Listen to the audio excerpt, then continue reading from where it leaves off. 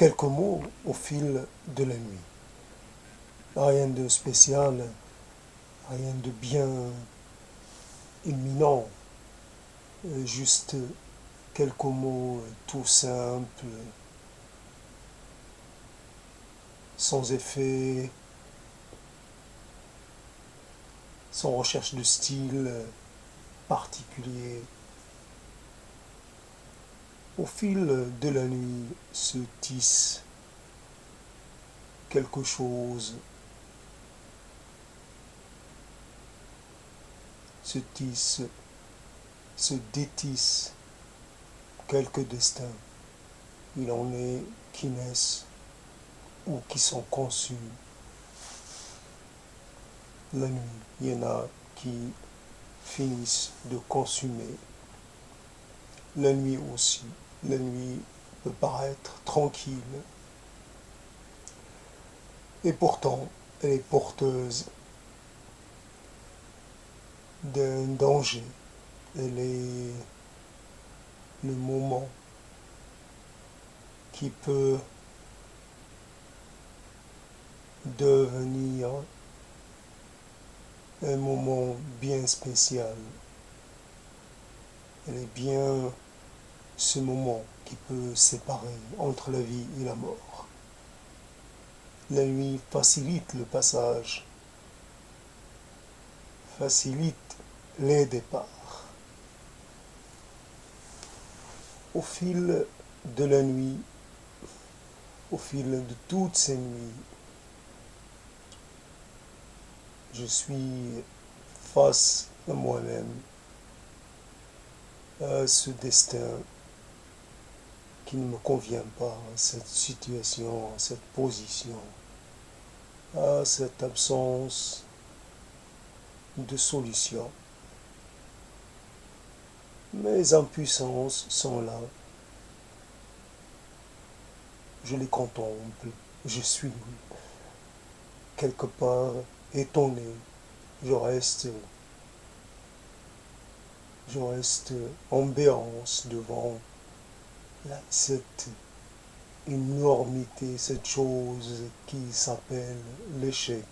Un échec splendide, un échec quelque part d'une telle ampleur que il acquiert une dimension particulière. Puis, au-delà, qu'y a-t-il au-delà de l'échec? Y a-t-il encore quelque chose à vivre, à connaître, à toucher, à sentir, à communiquer, à dire? Je peux utiliser toutes les subtilités des langues, tous les tours, toutes les manières, produire même quelques effets de style, un peu de rhétorique, un peu de...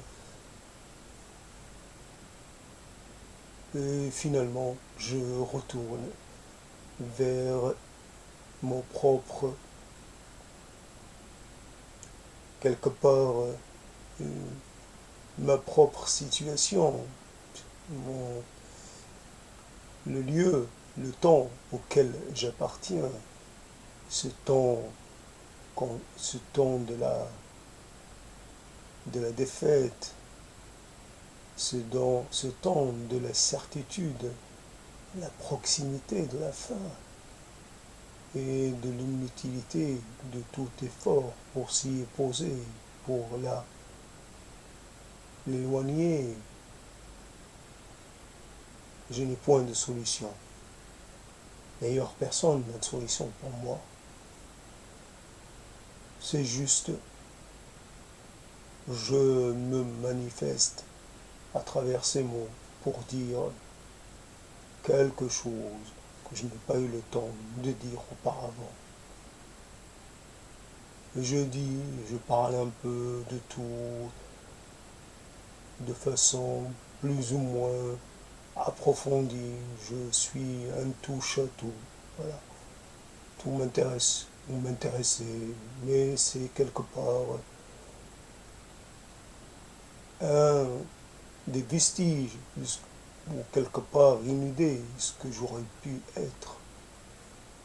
Un être curieux, un être qui veut tout connaître, mais fondamentalement à qui tout a échappé. Voilà, donc la véritable situation, cette réalité-là, ce constat que je dois faire, ce pronostic que je suis obligé de prononcer. Je suis en fin de vie, en fin de cycle, en fin de parcours, en fin de trajectoire. Je dois reconnaître, au moins m'autoriser cette liberté-là, reconnaître que je suis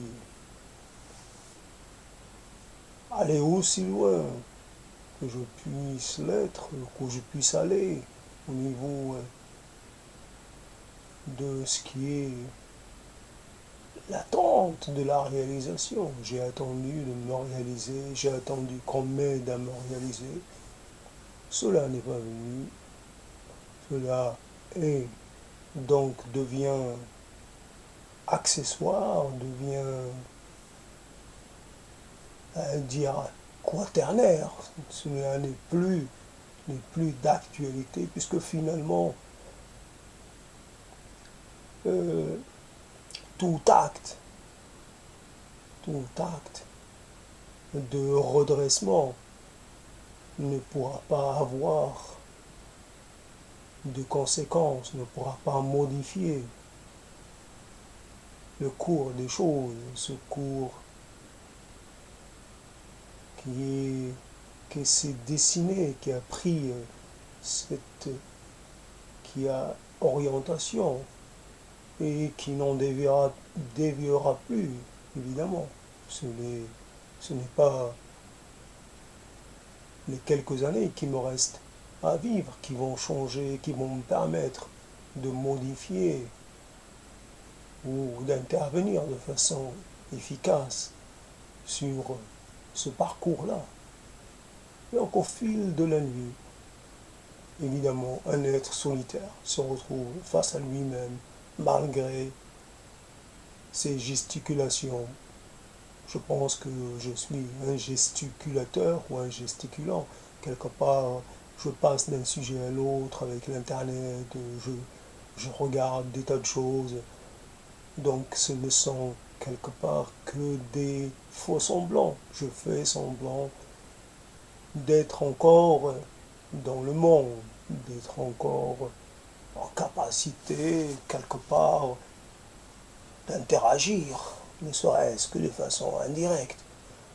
Je peux encore émettre des opinions, je peux encore me donner, puisque je le fais uniquement à mon bénéfice propre, je peux me donner mon opinion sur tel ou tel sujet, réfléchir à un positionnement, dire peut-être aussi mon indignation.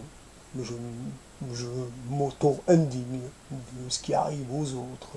Quelque part, je ne peux pas exercer cette indignation, je ne peux pas la communiquer, je ne peux pas comment dire, la prononcer devant un autre qui n'existe pas. Je suis indigné, c'est ce que je me dis à moi-même. Tu es indigné, perpétuellement indigné. Mais de l'indignation à une action, à une réaction, de l'indignation, il ne naît pas obligatoirement quelque chose qui pourrait mettre fin à ce qui provoque cette indignation. Les moyens me manquent pour intervenir, que ce soit à n'importe quel niveau. Je ne peux intervenir ni pour ce qui est de ma propre situation ou pour d'autres personnes ou groupes. Je n'ai pas les moyens de faire pression sur quiconque je n'ai pas dans mes connaissances un quelconque décisionnaire, un quelconque homme de pouvoir qui puisse, d'une façon ou d'une autre, faire, comment dire, permettre à mon indignation d'aboutir sur quelque chose de concret, sur une action. Donc je dois, quelque part, ravaler mon indignation et rester là, simplement à regarder ce mur qui est devant moi, à regarder ces pauvres affiches que j'y ai collées, à regarder aussi ces dossiers qui sont là en attente. Des dossiers en attente de quoi? En attente d'une destruction, d'une, comment dire, j'allais dire, désacralisation, tout ce qu'on fait aux églises, qui ne sont plus déconsécration. Voilà, quelque part, il y a des dossiers qui sont en attente de déconsécration, parce que il faut juste prononcer leur décès, ayant perdu toute capacité à me permettre d'exister, ils ne servent plus à rien. Il y a des dossiers se rapportant à des recherches, des projets de recherche, à des recherches avortées. Il y a des dossiers d'écriture avortée, des poèmes, des dossiers à propos d'un savoir à acquérir, tout cela, des dossiers sur moi-même, ma personnalité, mes défauts, machin, et tout un tas de, comme ça, une sorte d'exploration de ma personne qui aurait peut-être, m'aurait permis, si elle avait été menée à bien il y a temps, m'aurait permis de voir un peu plus clair dans ce qui me motive, dans ce qui fait que je, je, je m'avance ou que je recule face aux responsabilités que j'avais à assumer. Et donc fondamentalement, il y a tout cela en attente d'un autre destin. Ces papiers-là seront peut-être conservés un certain temps, peut-être finiront incinérés, peut-être finiront dans quelque chose, mais en tout cas, ils n'ont plus de cette qualité qui fait le devenir, cette qualité qui fait, comment dire, qui crée, qui permet d'avoir, d'interagir, d'avoir du lien. Ces dossiers-là ont cessé d'être porteurs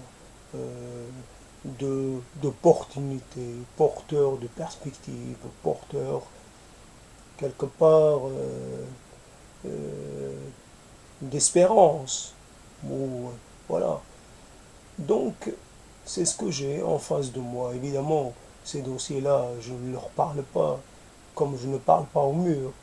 Je n'ai pas, la, comment dire, ce n'est pas, je sais que c'est un mur qui est en face de moi et qu'il est totalement indifférent. Indifférent à mon sort. Les papiers, mes papiers sont indifférents à mon sort. Tout ce qui m'entoure est indifférent à ce que je peux penser ou à ce que je peux ne pas penser, à ce qui, quelque part, me préoccupe ou ne me préoccupe pas. Et donc, quelques mots, juste des mots. Évidemment, j'ai toujours ce travers de vouloir toujours charger les mots, d'utiliser les mots d'une certaine densité, d'une certaine conséquentialité. Quelque part, cette envie de faire un peu, de faire quelque part création, les mots pour essayer de faire leur faire dire quelque chose de particulier, cette recherche, toujours cet effort pour créer du contenu qui ait une certaine, comment dire, qui puisse intéresser, peut-être même susciter l'approbation, fondamentalement après tout, mais c'est pour cela que je n'arrive pas à rester au niveau des mots simples. Simplement un mot pour dire que je partage. Évidemment, je ne suis pas seul dans cette affaire. En ce qui concerne le destin, nous partageons, quel que soit notre niveau d'existence, notre niveau d'aisance ou de, ou de précarité, j'allais dire, notre, ou de prospérité, de aisance, de prospérité ou de, euh, ou de pauvreté ou de manque, notre niveau de dénuement, voilà, quel que soit notre niveau de dénuement ou de ou de prospérité, nous faisons à des moments de notre vie, de nos vies, nous faisons tous les mêmes face aux mêmes défis. Nous devons faire face à l'imprévu, nous devons faire face au destin, nous devons faire face à cette, comment dire, à ce mouvement de la vie, le mouvement du temps, le mouvement qui fait que nous sommes petit à petit des faits de ce qui constitue notre quelque part, les éléments qui constituent notre matière, notre qui nous permettent d'avoir un rapport quelque part équilibré au monde, comme nous avons à notre portée, les gens qui nous sont proches, tant qu'ils sont là dans, comment dire, euh, dans une certaine permanence, nous sommes quelque part, nous sentons que nous sommes complets, nous sommes pas, pas encore entamés. Quand le travail de dessaisissement, le travail de, comment dire, d'amputation, le travail de prélèvement, quand cela commence, nous commençons à petit à petit, de façon tout à fait progressive, à nous sentir dépossédés de ce qui fait l'intérêt de la vie. Nous avons besoin d'avoir dans notre mémoire des vivants. Nous aimons aussi garder les morts présents dans notre mémoire. Nous aimons aussi avoir des vivants avec lesquels on cultive ces liens, même à distance, on garde contact. Un contact symbolique, un contact qui n'est pas toujours d'une régularité matérielle exemplaire, mais il existe. Il existe. Nous savons que nous avons un lien qui est presque proche de l'inaltérabilité. Ce n'est pas un lien qui se défait parce que on a cessé de s'intéresser, de s'informer. Non, nous avons cette permanence de la filiation. Les sentiments demeurent toujours aussi forts. Nous savons que nous avons quelque chose que nous partageons, quelque chose qui fait que nous pouvons toujours nous considérer comme proches, jamais lointains, jamais étrangers les uns aux autres. Donc, quelques mots qui soient dits dans une langue ou dans une autre, qui soient dits dans un style ou dans un autre, qui soient dits de façon simple ou qui soit dit d'une façon un peu plus, je veux dire, un peu plus travaillée, un peu plus, j'allais dire, compliquée, cela aboutit à la même chose. Les mots sont quelque part nos moyens les plus que nous avons. Nous avons que cela. Nous avons ces mots aussi limités qui puissent être. Ils sont limités, nous le sentons profondément. Ces mots, c'est ce que nous utilisons de façon régulière pour nous exprimer, pour essayer d'établir euh, un rapport à à ce qui survient. Nous avons besoin d'utiliser des mots pour nous situer, pour nous regarder exister, pour dire quelquefois notre aimance. Des fois, nous aimons bien le monde. Nous sentons que nous lui appartenons, que nous avons notre place, que le monde nous est bienveillant quelque part.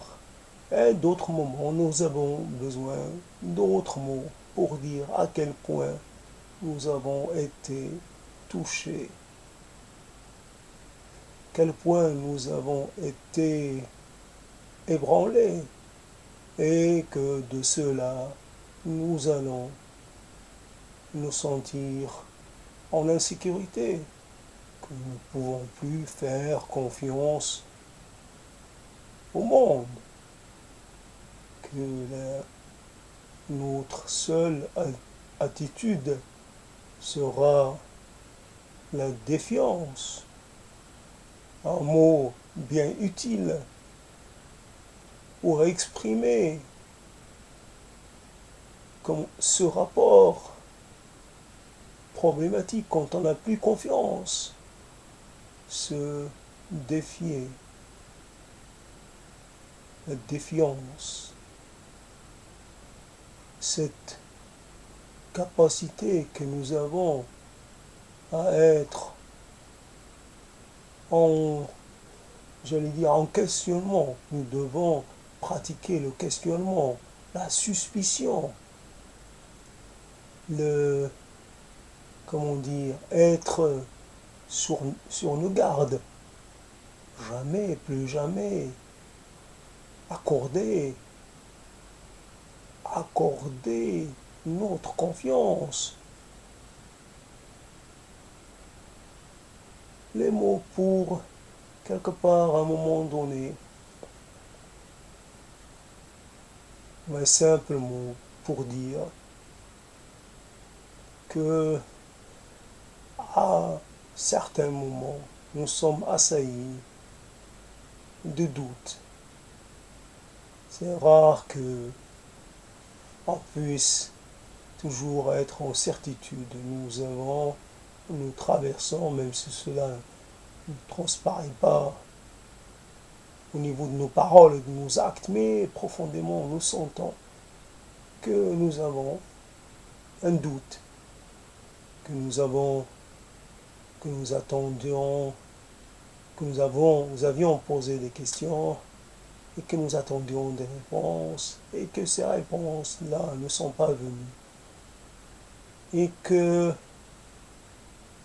l'absence de réponse, l'absence de sens, l'absence de savoir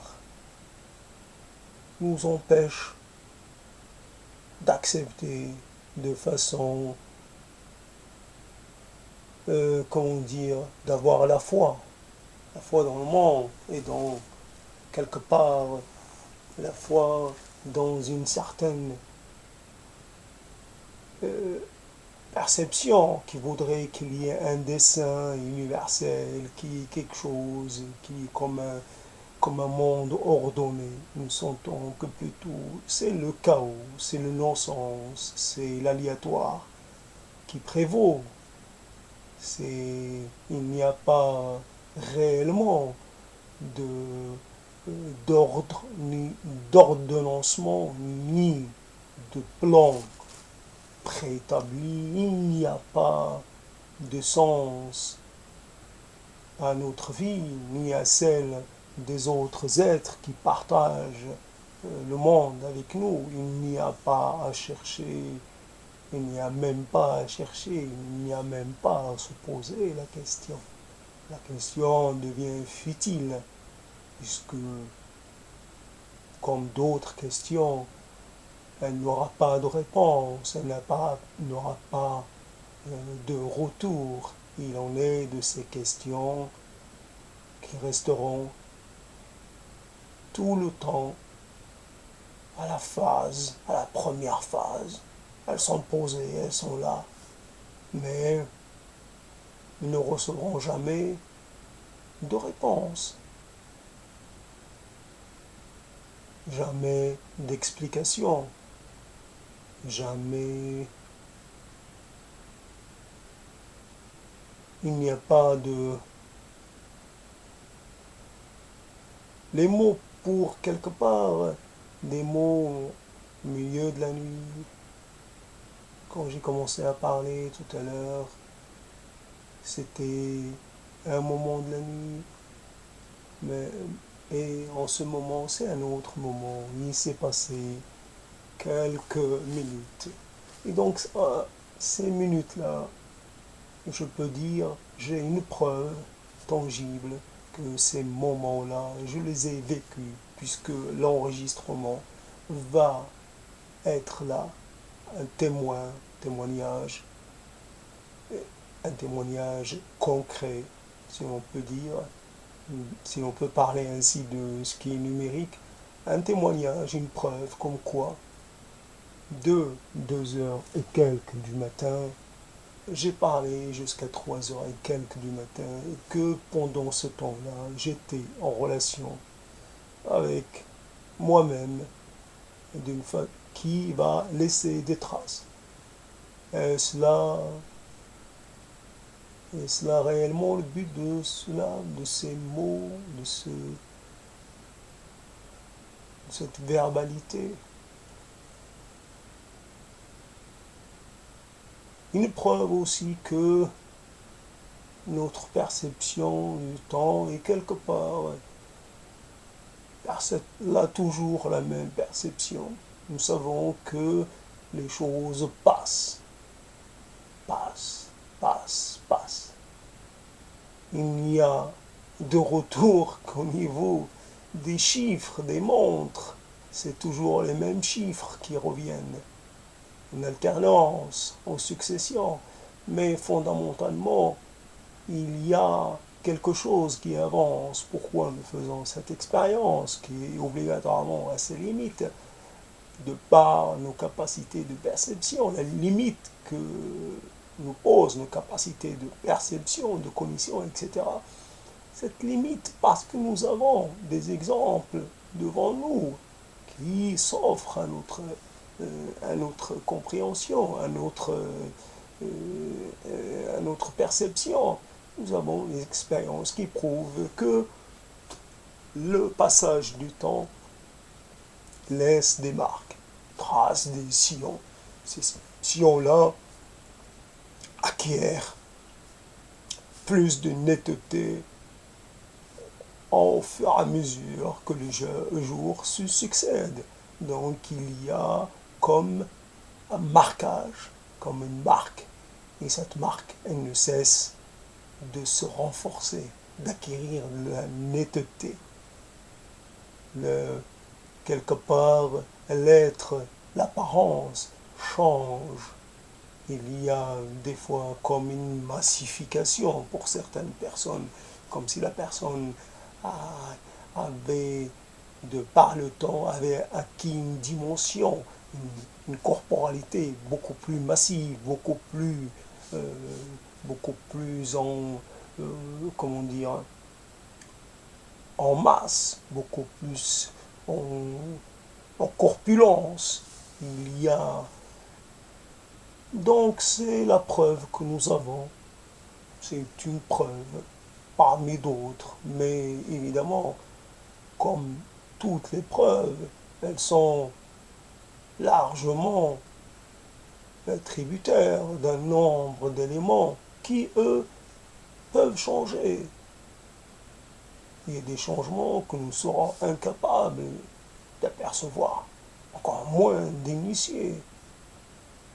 Sentons que quelque part, il y a des choses qui échappent à notre perception, quel que soit le mode de compréhension, le mode d'analyse, le mode d'interprétation du monde et ce qui nous entoure. Fondamentalement, si j'utilise le terme qui dit qu'il n'y a pas, par exemple dans la philosophie chinoise, de ce qui est le qui, si je me souviens bien, parce que je peux me tromper sur l'appellation, ce jeu de hasard, si là encore, si je ne fais pas d'erreur, qui veut que il n'y a pas de permanence. Moi, j'avais envie de travailler sur le concept de l'impermanence, mais là, j'avais entendu que, donc, dans cette optique-là, donc chinoise, il n'y a de permanence que dans le changement. Encore une fois, c'est beau comme proposition, ça paraît intéressant. Moi, je veux parler d'impermanence tout court. Eux, ils parlent de la permanence du changement. Il n'y a pas de permanence, il n'y a que le changement qui soit permanent. Donc, une situation qui, évidemment, change et, évidemment, intervient l'élément aléatoire. Et donc, les changements aléatoires, par définition, sont des changements imprévisibles et ils peuvent prendre toutes les formes possibles dans un registre quasi infini. Or, il peut se produire des changements, et ces changements, de par les limites que nous avons, de par nos sens, de par aussi notre langue, le vocabulaire qu'on utilise, nos capacités cognitives, etc. Ces changements, nous pourrons peut-être en percevoir que certains aspects, et les autres aspects nous échapper. Donc malgré les savoirs qu'il y a et tout ce que l'être humain dans toutes les sociétés a pu apporter comme élément pour essayer de comprendre le monde dans toute sa complexité et dans toutes les facettes de son expression, malgré tout, il y a obligatoirement des limites. Certaines propositions sont séduisantes, c'est clair qu'elles sont séduisantes, mais obligatoirement elles sont limitées. Je ne peux pas dire il y a de permanence dans le changement à un moment donné. Le changement lui-même peut s'arrêter. Pourquoi y aurait-il un mouvement du changement en permanence? L'idée même de la permanence et du changement accolés l'un à l'autre, peut-être qu'il n'y a pas de permanence et qu'il n'y a pas de changement. Peut-être qu'il y a fondamentalement qu'une fiction, qu'il n'y a qu'une illusion, que tout cela est une illusion, que tout cela est un effet de cerveau, un effet de notre cerveau, et que, comme on parle d'effets d'optique, on pourrait parler d'effets cognitifs, et que quelque part rien n'existe. Rien n'existe. Notre réalité n'est peut-être qu'un effet de quelque chose qui la cause ou ne la cause pas. Un effet secondaire, tout est possible. Mais limiter les capacités de perception en les encadrant par des j'allais dire, je ne sais pas comment on appelle ça dans les figures de style, mais en tout cas, c'est paradoxal, dans sa paradoxalité, en disant que il y a du changement, il n'y a de permanence que dans le changement. C'est encore encadre ces deux notions, et quelque part les fige et nous oblige à avoir plus ou moins toujours le même rapport. C'est dans la capacité que nous avons à avoir des rapports nouveaux, des rapports innovants, des rapports différents à ce qui nous entoure. Et que réside peut-être la solution pour sortir de ce blocage qui peut nous sembler comme un blocage, comme une situation qui n'a pas, qui ne, qui n'offre pas une situation qui échappe à la compréhension, qui échappe à la détermination. Oui, je pourrais dire l'élément, l'indétermination. Encore encore un mot pour essayer d'avoir une approche, pour essayer à chaque fois les mots dans la palette qu'ils nous offre. C'est une palette limitée. À chaque fois, nous jouons avec les mots, nous jouons un peu avec comment dire, avec les possibilités qu'ils nous offrent pour essayer. Et donc, modestement, euh, les, la surface de jeu est limitée et le jeu peut se dérouler dans un semblant, comment dire, de changement permanent et fondamentalement, c'est le jeu peut-être se ramène toujours au même motif de départ, puisque finalement, il se joue toujours avec les mêmes éléments et toujours, euh, il se joue toujours dans la même situation de départ et avec les mêmes éléments. Le changement n'est qu'apparent, le changement n'est qu'un effet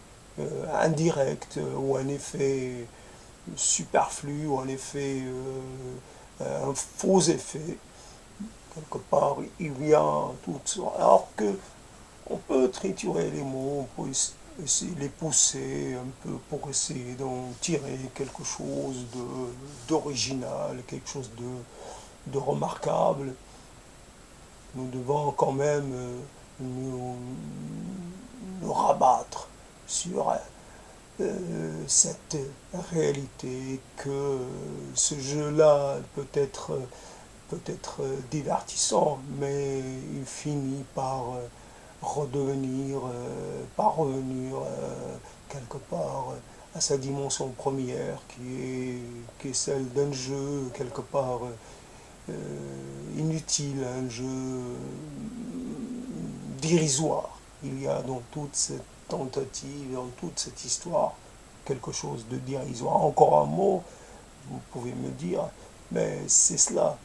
Donc, un jeu avec les mêmes pièces, tout le temps, les mêmes mots, les mêmes configurations, les mêmes expressions. Voilà.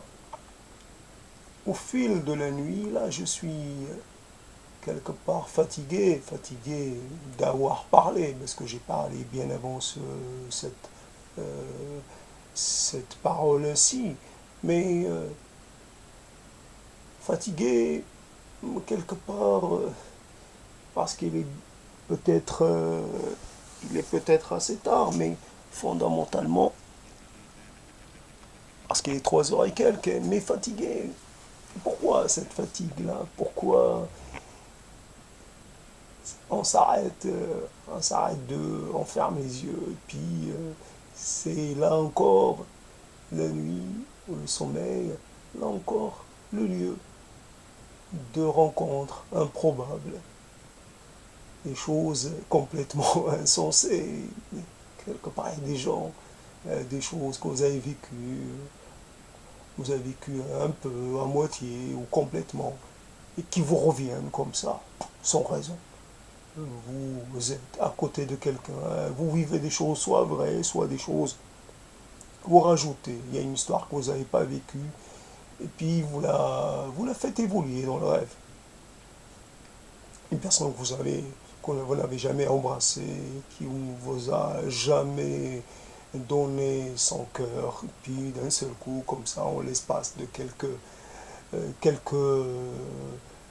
quelques moments, ou l'espace on ne sait pas d'ailleurs le temps que ça peut prendre, le temps d'un rêve, là encore, une histoire sur la notion du temps, le temps du rêve n'est pas le temps de l'éveil. Ça ne se déroule pas dans le même rythme. Il y a, il y a comme une concentration, une densification du vécu dans le rêve. On vit des choses et on sent confusément un peu que ce que nous vivons, ce que nous avons vécu, quelque chose qui peut être assez intense, que ça a pris quelques secondes, millisecondes, peut-être quelques minutes, mais ça nous a paru durer longtemps. Donc, si nous avons cette perception de la relativité du temps pendant notre sommeil, quelque part, nous devons aussi pressentir qu'il y a peut-être aussi une relativité à trouver, à chercher, à débusquer dans notre rapport au temps pendant notre éveil. Il y a un vécu là, au niveau de ce qui s'appelle la temporalité. Il y a du côté de la temporalité quelque chose qui est de l'ordre de la subjectivité, qui quelque part marque toute sensation, toute perception, tout rapport qui se voudrait un rapport presque objectif à la temporalité, soit d'une personne, soit d'une société, soit donc la temporalité est bien évidemment une question presque toute en, en mouvement, tout en réécriture, en réaménagement. Et donc je reviens sur le rêve et ce qui fait la nuit. Peut-être qu'il y a des nuits où on ne rêve pas, où on ne rêve pas autant. Il y a peut-être quelle langue parle-t-on quand on dort? Parle-t-on une langue claire ou parle-t-on quelque chose qui est un mélange de tout ce réservoir linguistique que nous avons, nous, mais qui claire à notre perception, mais qui serait incompréhensible si jamais on devait nous écouter parler à voix haute pendant notre sommeil. Quelque part, et donc, c'est autant pendant l'éveil, on contrôle un tant soit peu le surgissement des scènes qui nous ont marqués, même si cela, c'est un contrôle tout relatif. Pendant le sommeil, il est évident qu'il y a une absence de contrôle, ou il y a un autre contrôle, un contrôle d'un autre type. Mais il y a comme il n'est pas possible de parler d'un récit, de quelque chose qui se déroule de façon linéaire, qui pourrait partir d'un début pour arriver à une fin.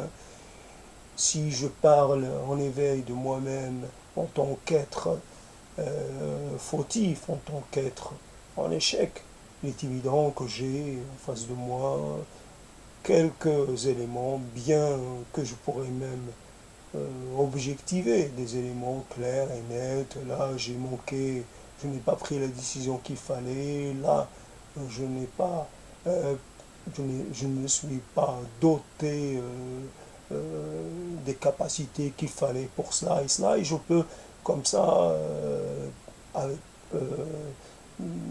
en produisant une série d'explications, parler de façon claire et nette de ce qui, quelque part, me cause ces retours un peu inopinés de scènes, ce surgissement de ces scènes fondamentales, de ces scènes récurrentes, quelque part, dans lesquelles se rejoue de nouveau l'histoire de ma vie. Mais je peux exercer donc par un effet de rationalisation, j'ai capacité de rationaliser, mais pendant la nuit, je ne suis pas ce qui se passe. c'est un terrain, un autre moment où il se passe. Donc pendant 7 heures, 8 heures, il est question d'une autre partie de soi qui s'exprime ou ne s'exprime pas, mais qui apporte un élément différent, une singularité bien conséquente dans ce qu'il est convenu d'appeler la normalité. Pendant le sommeil, il n'est peut-être pas possible de parler de normalité ou d'anormalité. Il y a peut-être besoin de créer de nouvelles catégories. Encore, comment peut-on parler de quelque chose dont on ne peut pas faire le récit? Et je parle pour soi-même. Après, il y a des gens qui parlent de leurs rêves, mais c'est leur rêve. Après, ils en font un récit, à savoir à quel point ce récit est fidèle ou pas, c'est une autre affaire, mais fondamentalement, quand on passe de, de ce qui est de l'ordre des rêves aux mots, si on utilise, comme je le fais actuellement, l'oral, peut-être qu'il pourrait y avoir une certaine fidélité, mais quand il s'agit d'écrire avec ce travail de sélection, quelque part, l'écriture impose un certain ordre, une certaine, comment dire, elle ne permet pas de faire des allers-retours aussi facilement que le permet l'oral. Elle a tendance à confiner, il n'y a qu'à voir cette histoire de marge, il y a la marge, il y a la feuille, comment elle est faite, et puis une fois qu'on est arrivé au bout d'une feuille, rarement on passe à une deuxième, et quand on a fini une feuille, qu'on a débordé sur une seconde, on continue pas, on remplit pas la deuxième feuille. Si on a rempli la deuxième, par miracle, on remplit pas la troisième. Il y a un moment donné où il faut s'arrêter parce que on sent que nous n'arriverons pas au bout de la chose et qu'il faut se contenter de ce qu'on a, alors qu'avec l'oral, il n'y a pas de limite. Donc, pour maintenir le contact, aussi certainement un contact un peu faux, mais un contact tout de même avec le monde des rêves, il faudrait parler, voilà, comme on dit, verbaliser, et espérer que qu'il y ait quand même une certaine identité, qu'il y ait quand même une certaine fidélité dans le fait de rapporter ses rêves. Mais l'intérêt n'est pas tellement de rapporter, l'intérêt c'est de voir que quelque chose d'autre puisse sortir de nous-mêmes, quelque chose qui, qui n'est pas l'antithèse de nous-mêmes, mais qui est un autre, une certaine différence. Il y a des possibles, impossibles, il y a des choses qui ne pourront jamais se produire. Il y a des télescopages, il y a des incohérences, il y a comment dire, des improbabilités dans les rêves. Mais cela est jugé à partir de l'éveil.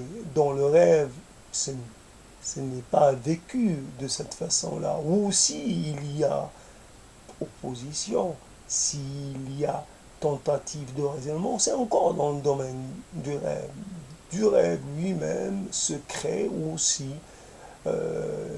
des éléments qui voudraient contrôler le rêve. Mais tout cela, ça appartient au domaine des rêves, que les rêves s'arrangent entre eux, qu'ils établissent leur propre police, leur propre loi.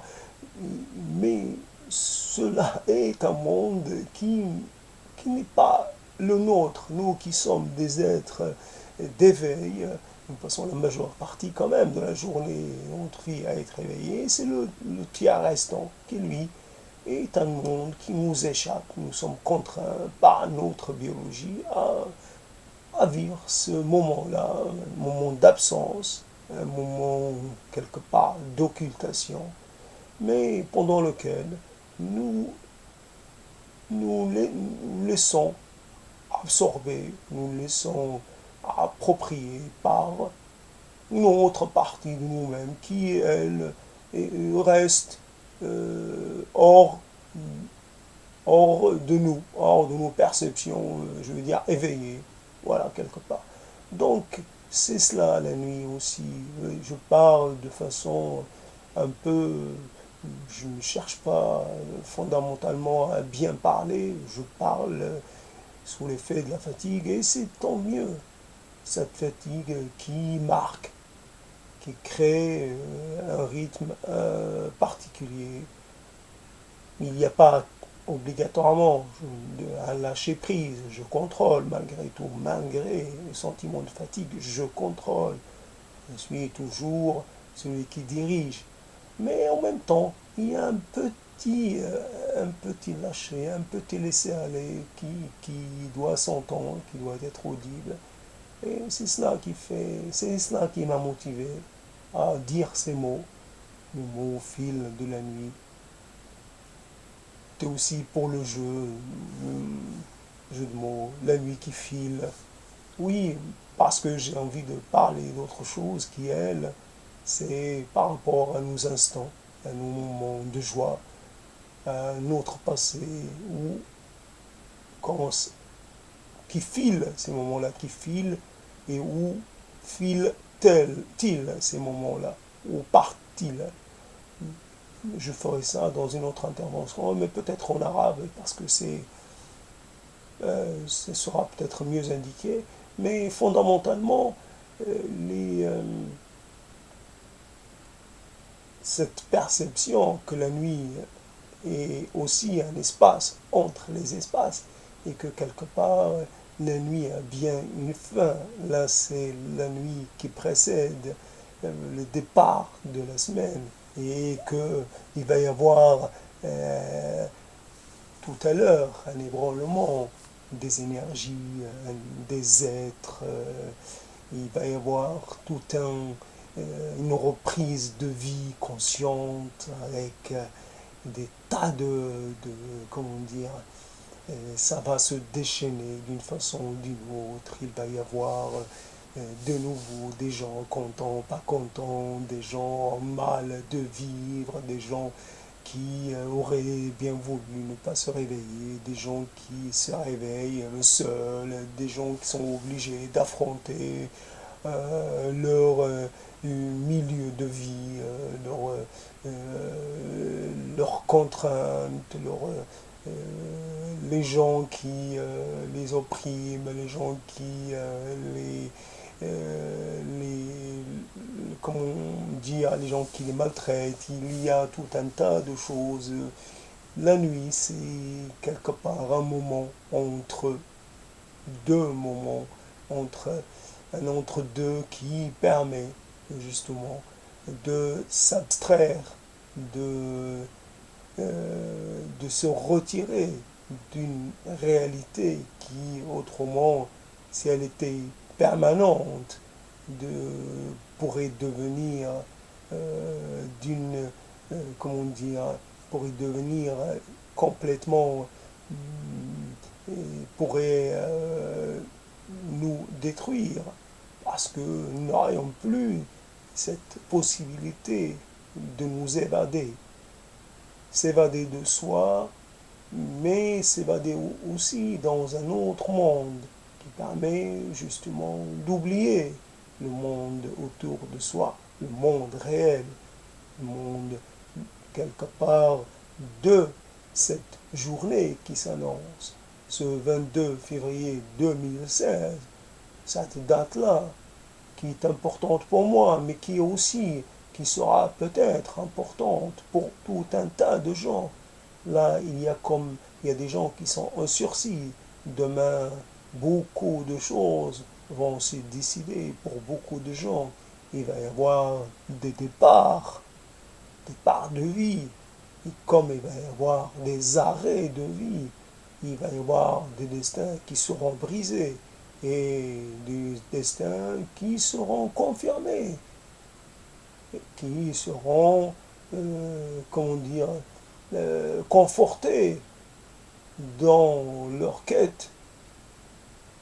Et donc c'est cela, là, une certaine réalité, le devoir d'accepter les choses telles qu'elles sont, dans une certaine mesure.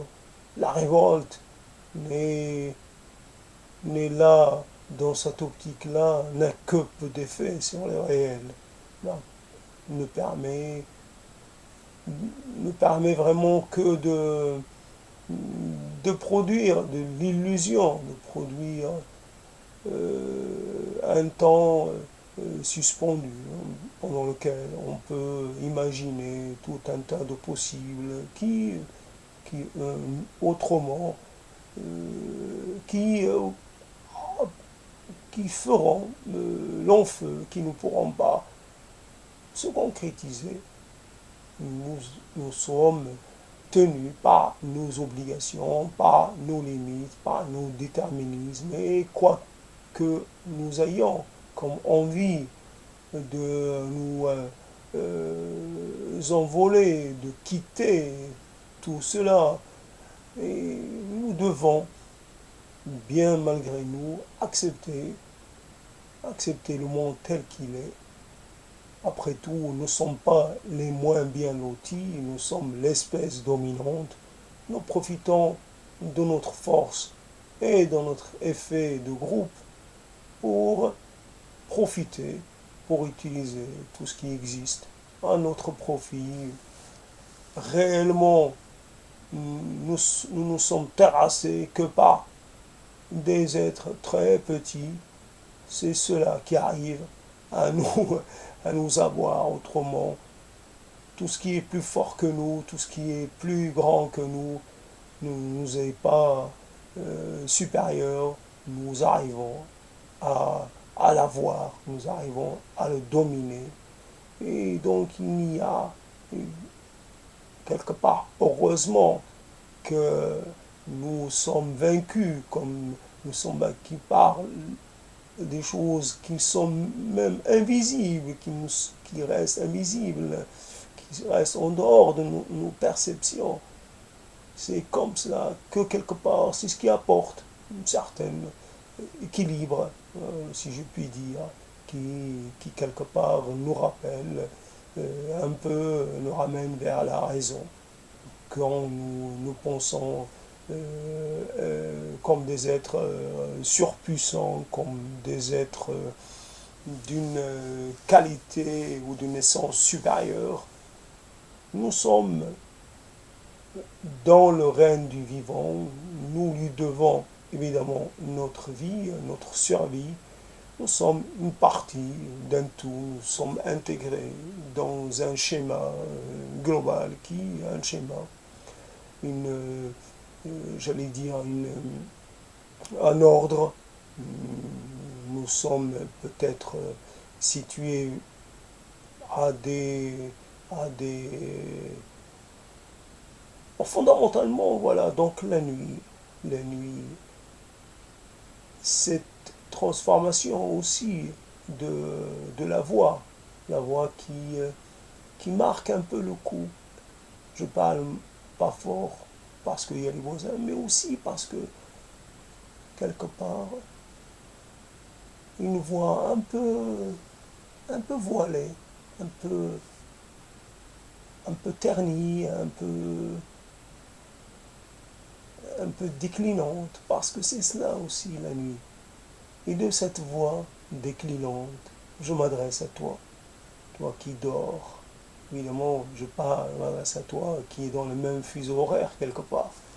Je ne parle pas à des gens qui habitent l'hémisphère nord. Je parle à des gens, j'imagine, qu'ils dorment pendant que, à cet instant, ils sont plongés dans le sommeil. Je leur parle. Je m'adresse à eux, à elles, donc quelque part, pour transmettre quelques messages d'amitié, car après tout, je déclare mon amitié à tout le monde. Enfin, fondamentalement, c'est le mot c'est ce mot-là que je peux utiliser, j'en ai pas d'autres. Je pourrais même utiliser le mot amour, si cela peut dire. J'en ai pas spécialement, je n'ai pas de contentieux, je n'ai de contentieux avec personne. Au fond de compte, que j'ai des contentieux ou pas, cela n'enlève rien à mon destin funeste.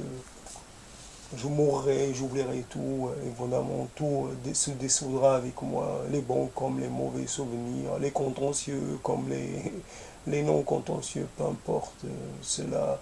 Mais si j'avais la capacité, le pouvoir de transmettre, de faire parvenir un petit élément, un petit quelque chose de tempérance, ouais, juste un peu, tempérer toutes ces forces négatives, entre guillemets, tout ce qui fait quand on se lance dans des batailles inutiles, des batailles sans raison, qu'on lutte, soit contre soi-même, soit contre les autres, pour des possessions sans valeur. Nous luttons pour des territoires qui soient des territoires matériels ou des territoires symboliques. Nous faisons du mal et nous faisons du mal aux autres. Nous les grevons dans leur capacité à vivre. Nous les faisons souffrir. Nous mettons à mal leur capacité d'auto-estime. Nous mettons du mal leur capacité à s'aimer eux-mêmes. Et par-delà même, nous ne les aidons pas en transmettant ce désir de tempérance, de clémence, des mots comme ça, miséricorde, paix, compatissance, désir de faire le bien, tant qu'à faire le bien, de faire la paix, désir d'enchanter le monde, d'enchanter la vie, désir d'apporter du rêve, pourquoi pas, rêve éveillé, désir de tendre la main, simplement dans un geste désintéressé, un geste, comme ça. Je te tends la main parce que tu es mon prochain, simplement, simplement. Et puis, si tu as besoin, prends-la. Si tu n'as pas besoin, permets-moi de la donner à quelqu'un d'autre. Voilà, et par-delà les frontières, par-delà les distances, par-delà les continents, tendons-nous la main quelque part dans un geste de fraternité générale. Nous sommes puissants, nous,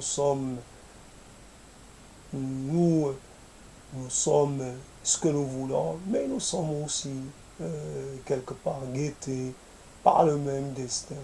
Ce destin qui, quelque part, nous terrassera tous. Cette perspective, pas véritablement sombre, c'est une perspective, voilà, c'est comme ça, doit nous donner envie, nous rapprocher, de vraiment veiller les uns sur les autres pour accompagner ceux qui doivent nous quitter, les accompagner dans la joie et quelque part parce que c'est aussi la vie, c'est aussi accepter de quitter l'autre, accepter que l'autre vous quitte parce que il est contraint par des contingences, il est contraint par des choses qui le dépassent aussi.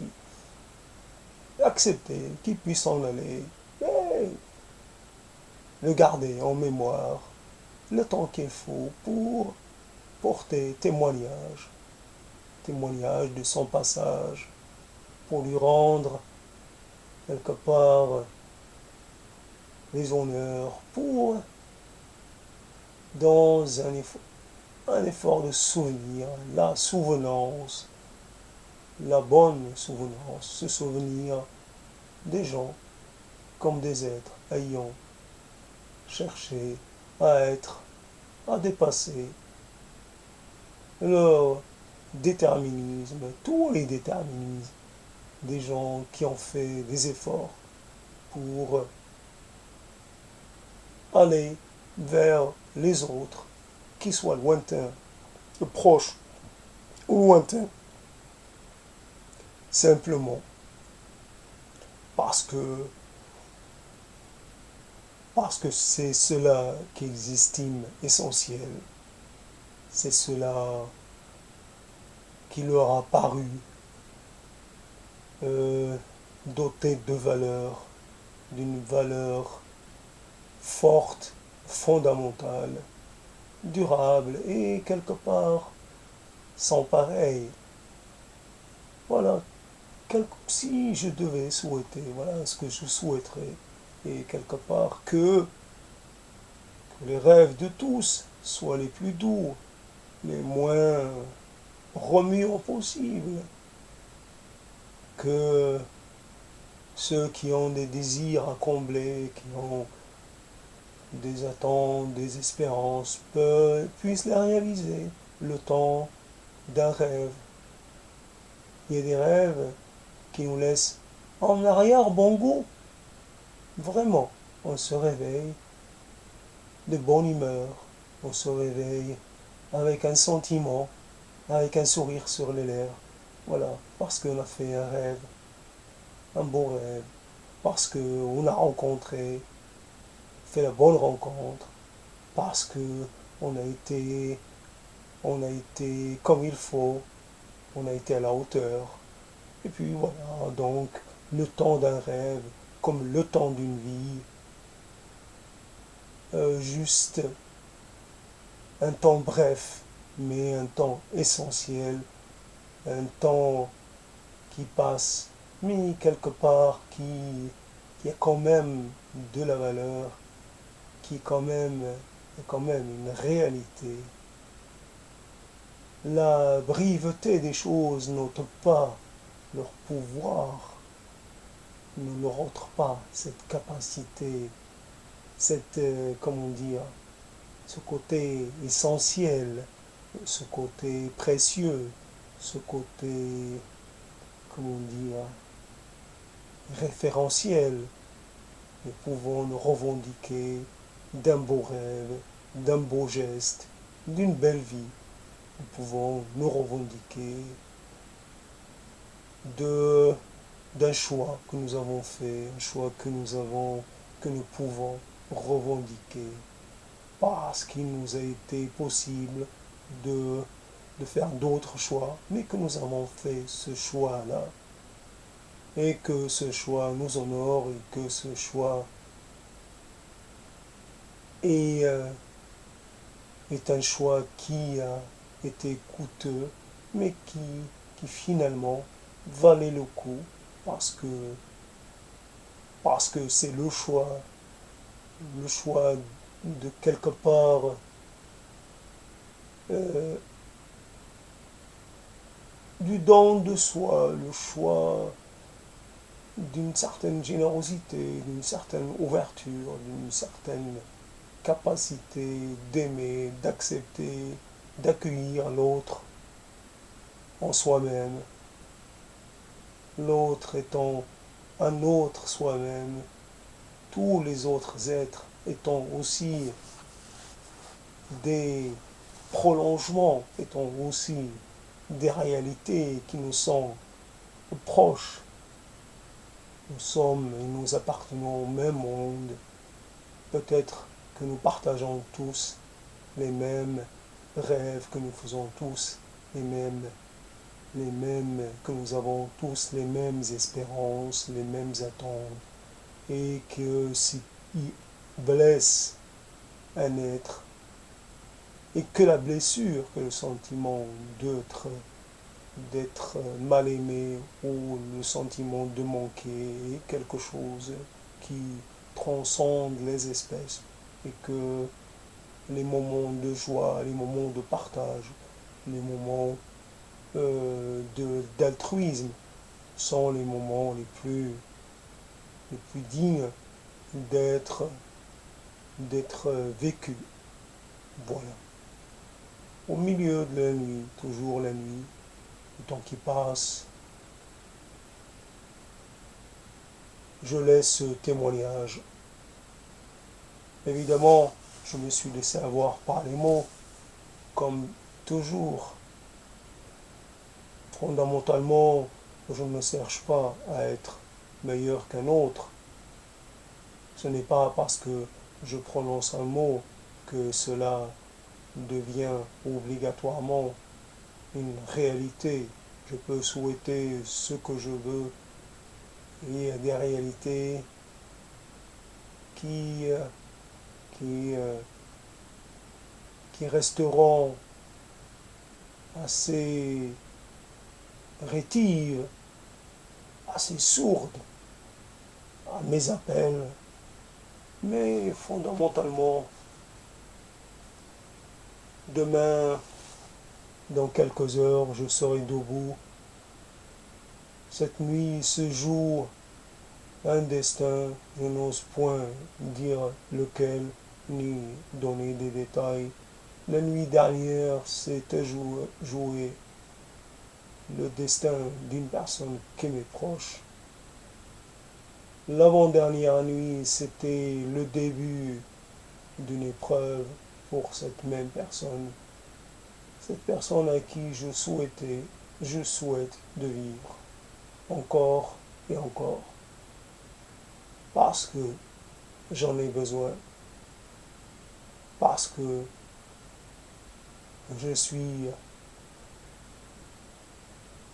j'ai peur. Et que cette peur, parce que je ne sais comment je pourrais réagir en cas de malheur. Et fondamentalement, malgré tous mes mots, malgré tous les, les effets de style dont je peux que je peux utiliser malgré toutes les astuces intellectuelles, malgré toutes les, j'allais dire, toutes ma volonté d'élargir mes approches, de placer mes émotions, mes sentiments dans un cadre beaucoup plus général qui dépasse ma propre personne. Malgré cela, je reste à mon niveau un être qui a peur des lendemains, qui a peur de ce que peut amener cette nuit, de ce que peuvent amener les autres nuits à venir. J'ai peur du temps qui passe, parce qu'il signifie des nuits qui se succèdent, parce que tout cela signifie que quelque part, il y a des choses qui acquièrent de plus en plus un caractère de, comment dire, un caractère d'effectivité. Et la chose se produira et plus le temps passe, plus l'incertitude se fait forte, la conviction se renforce et le devoir de vigilance devient impératif, de plus en plus impératif. Il faut rester en vigilance, il ne faut pas s'endormir. Voilà, quelque part, un peu un peu de moi-même, un peu de cette chose qui fait l'humain, dans toute la modestie de sa personne, toujours en attente d'un miracle, toujours en attente, toujours à espérer repousser l'inévitable, à espérer encore que le temps, comment dire, que quelque part, qu'il lui soit permis de, comment dire, non pas attendre une rémission, mais attendre une sorte de, comme un espace, et une sorte de, comme un espace non événementiel, attendre, être dans une certaine immobilité, que plus rien ne se produise. J'accepte les choses telles qu'elles sont, mais je ne veux plus qu'elles changent. Quelque part, refuser le changement, refuser la succession des nuits et des jours, parce que de cette succession-là va naître du funeste, va naître l'horreur, va naître la catastrophe.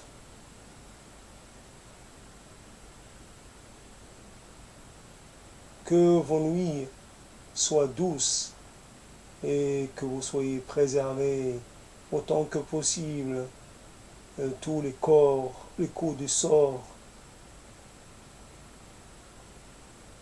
que votre espérance soit préservée, que votre force de vie soit, qu'elle puisse rester entière, inaltérée. Voilà un souhait, d'autres, avec d'autres souhaits. Ne jamais cesser de souhaiter, de se souhaiter, de vous souhaiter. C'est peu, vraiment peu, mais que peut faire un être seul, en attente d'un destin qui sait proche, d'une fin qui sait proche. Que peut faire, que puis-je faire?